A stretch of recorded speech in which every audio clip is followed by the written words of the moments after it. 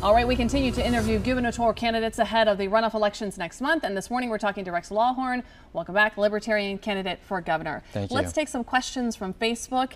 First, Mark says, what plans does he have to properly fund schools? We talked a little bit about this. Yes. And make sure teachers are paid enough.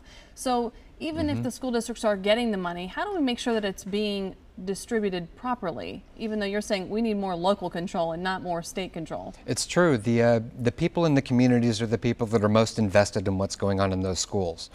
When they have the ability to see how their money is being spent, they are going to be able to talk directly to their school board intelligently about, we don't think you're spending the money in the right way here. Another thing that we have to consider is that Oklahoma has, of all of our surrounding states, we have the second most number of superintendents, despite being fourth in population of our surrounding states.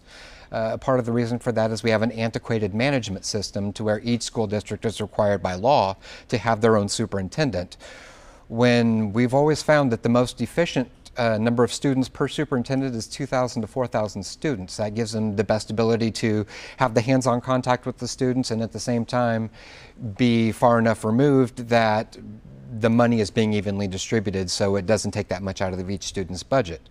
If we did that in the state of Oklahoma, we would only have 98 superintendents. We have 527 right now. But that goes back to local control and who wants to give up their superintendent? A lot of local districts are saying, well, no, we don't want to merge with somebody else. So how do you fix that?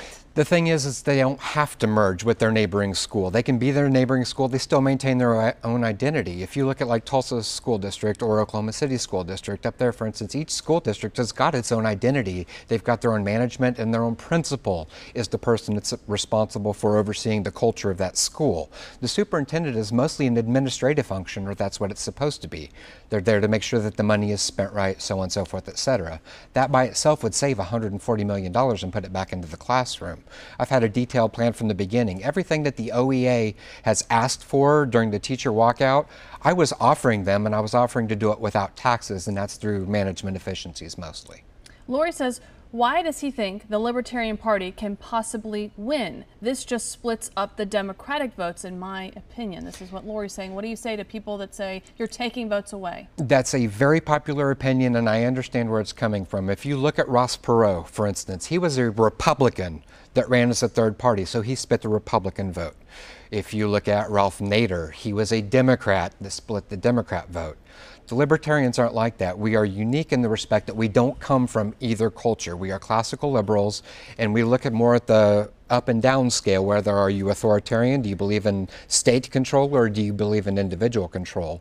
So we tend to draw equally from both sides because both sides of the political spectrum find the idea of personal control attractive.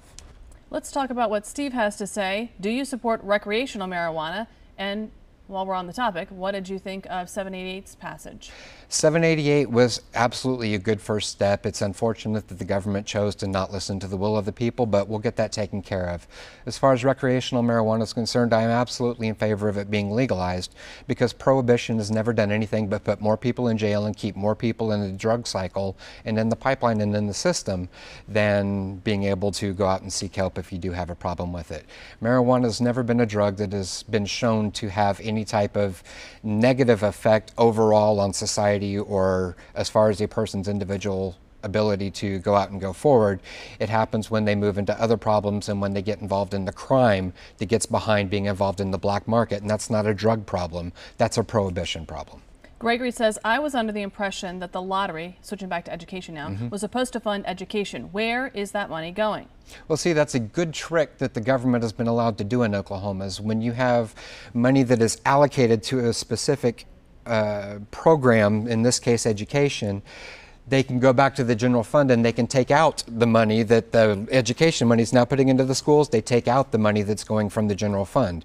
So most of the education money that was supposed to go to the schools did go to the schools, but they cut it from the general fund. It's accounting juggling is what they did. Rex Lawhorn, thank you so much for being here today and for continuing having me. this conversation. We appreciate it. Keep us posted as you head into that August runoff. Absolutely. Do want to remind people that Rex's interview will be up on the website a little later today. All of the gubernatorial candidates that we have interviewed so far, they're all on there, and we're talking to Kevin Stitt next week, so excellent. He will be here as well. So we appreciate your time and wish you the best as you head into August. All right, folks, keep it right here. We'll be right back after this quick break.